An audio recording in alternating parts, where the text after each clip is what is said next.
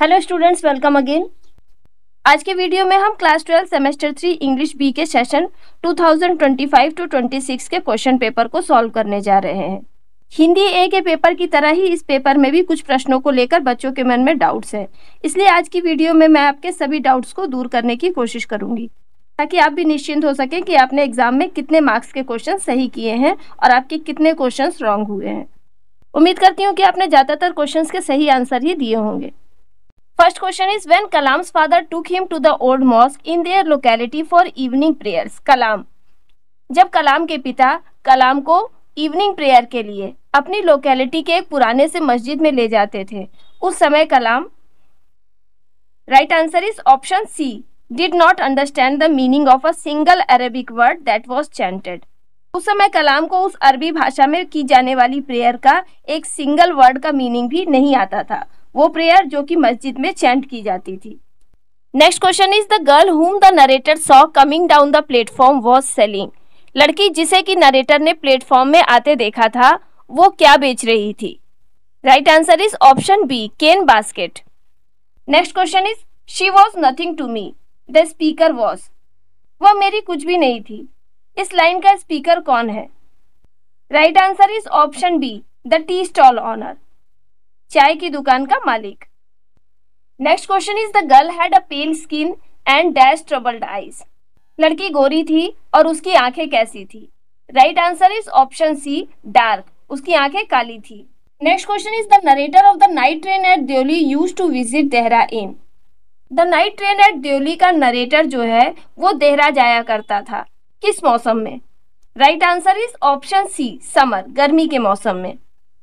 Next question is in his first letter to the banker, the lawyer addressed him as my dear dash.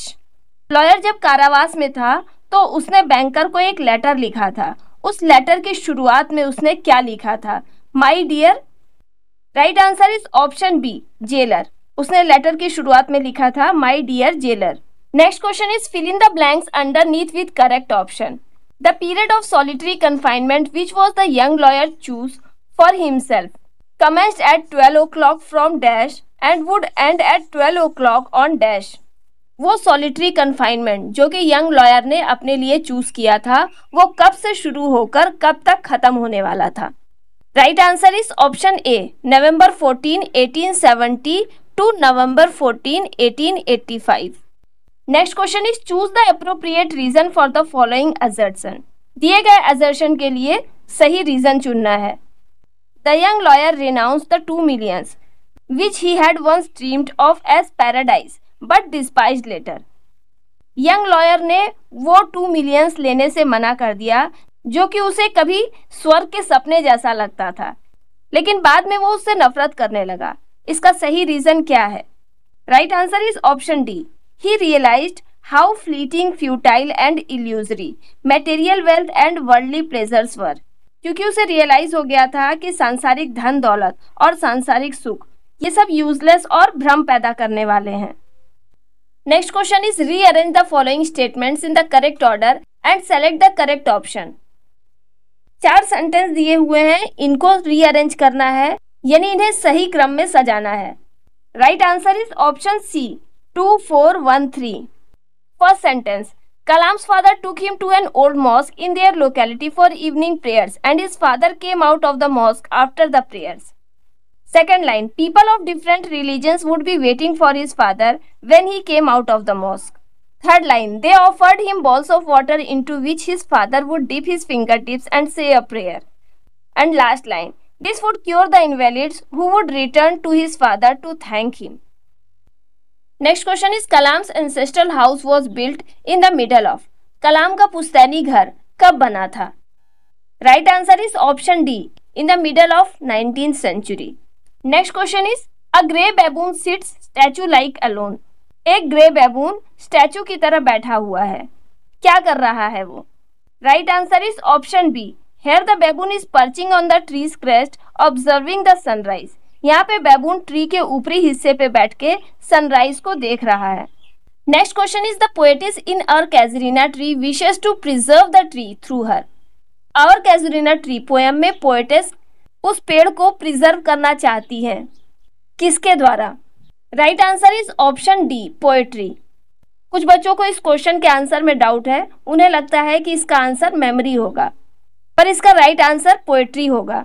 इस poem की 45th line से last line तक poetess कहना चाहती है कि वह उस पेड़ के सम्मान में एक कविता लिखना चाहती है। वह पेड़ उन्हें जान से भी ज्यादा प्यारा है, इसलिए वो चाहती है कि वह पेड़ हमेशा के लिए अमर हो जाए और बोरोडेल के डेथलेस पेड़ों में उसे भी गिना जाए। और फिर लास्ट लाइन में वो कहती हैं कि भले ही उनकी कविता उस पेड़ को इमॉर्टल करने में वीक साबित हो सकती है, लेकिन वह विश करती हैं कि उनका प्रेम उसे ऑब्लिवियन कर से हमेशा बचाए रखे, यानी लोग कभी भी उसे भूले ना। तो लास्ट की इन लाइन से ये आंसर जस्टिफाई होता है। नेक्स्ट क्वेश्चन केस रिलेटेड है। It is the trees lament and eerie speech, what is the poet describing here. ये पेड़ की रोने की आवाज है, वह एक ईरी स्पीच यानी अजीब सी आवाज में विलाप कर रहा है। ये लाइन क्या डिस्क्राइब करती है? कुछ बच्चों के मन में इस क्वेश्चन को लेकर डाउट है, उन्हें लगता है कि इसका राइट आंसर ऑप्शन डी होगा, द ट्री वीपिंग, कि पेड़ रो रहा है। लेकिन इसका राइट आंसर ऑप्शन बी है, the sound of the wind through the tree that seems like sorrow. जब हवा पेड़ से होकर गुजर रही है तो उसके चलने से एक सरसराहट भरी आवाज आ रही है। वो आवाज पोएटेस को पेड़ के रोने की आवाज जैसी लगती है। Next question is choose the false statement regarding the poem our casuarina tree among the following.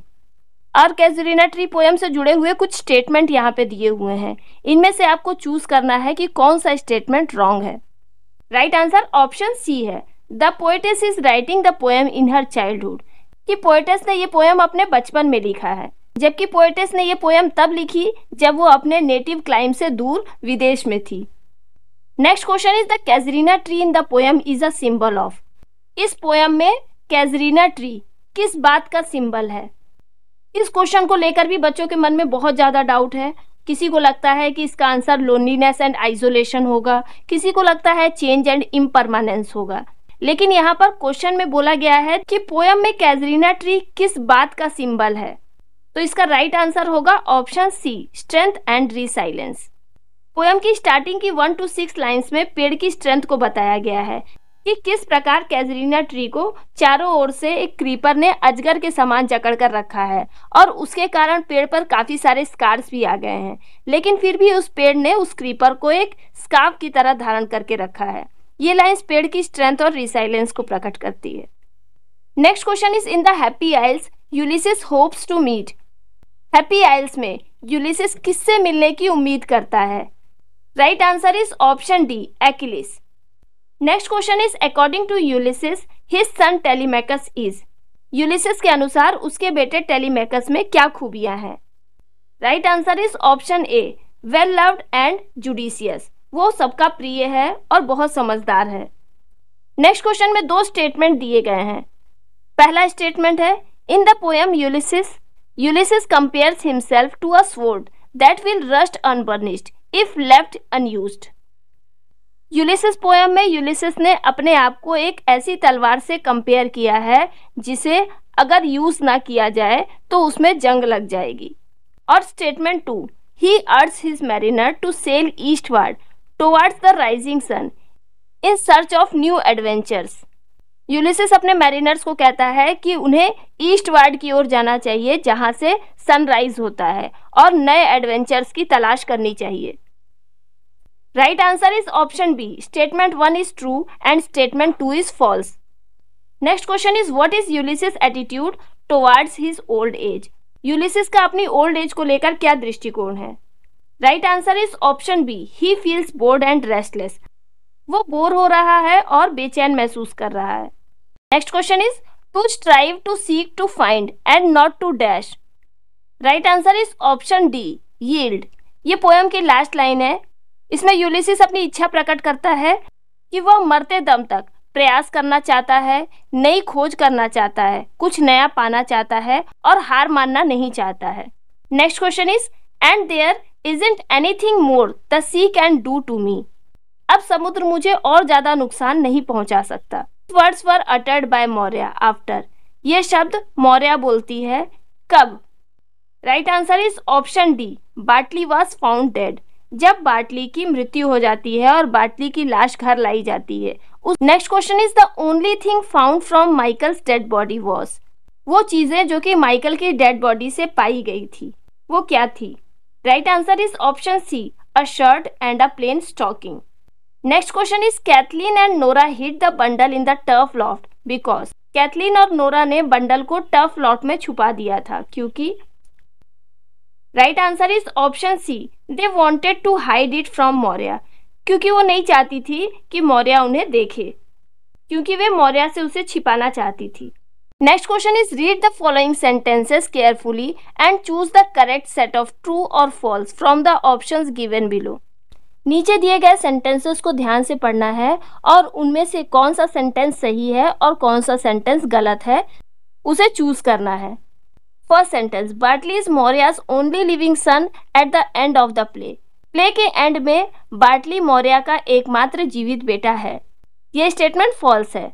Next statement, the fisherman of the Aran islands must go to the sea to earn their living. Aran island के जो मछुआरे थे वो समुद्री यात्रा पर जाते थे, किस लिए? अपनी रोजी रोटी कमाने के लिए। ये स्टेटमेंट ट्रू है।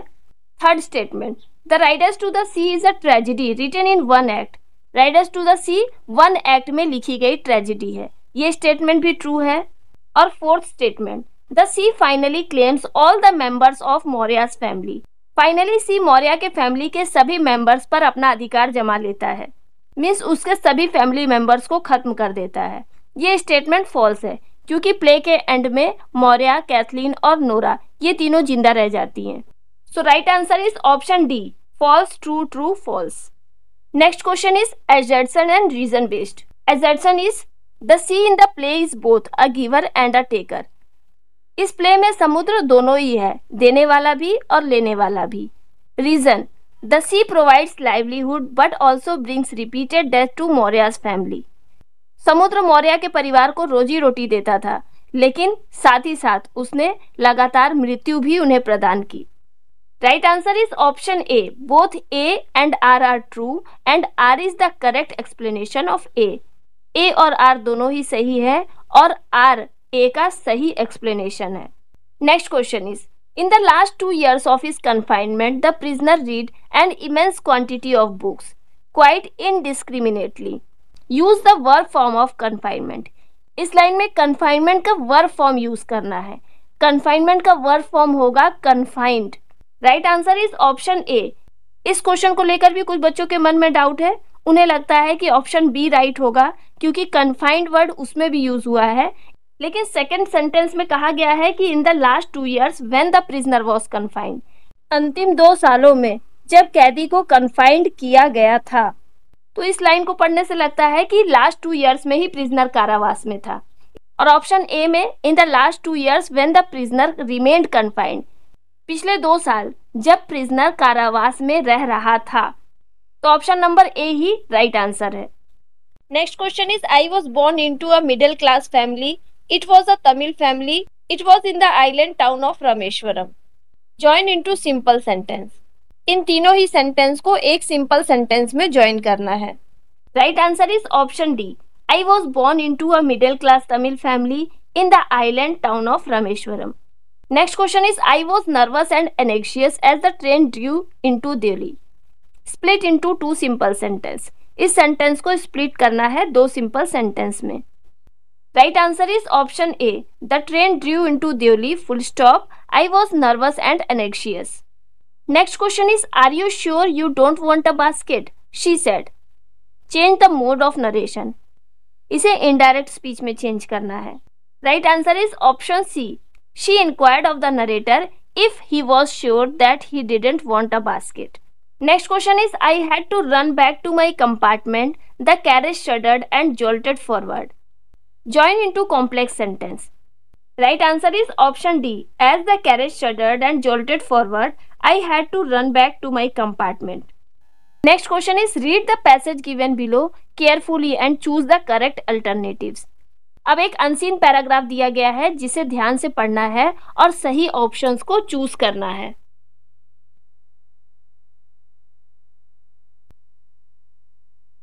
Next question is, the ancient Egyptian mentioned in the scroll was named.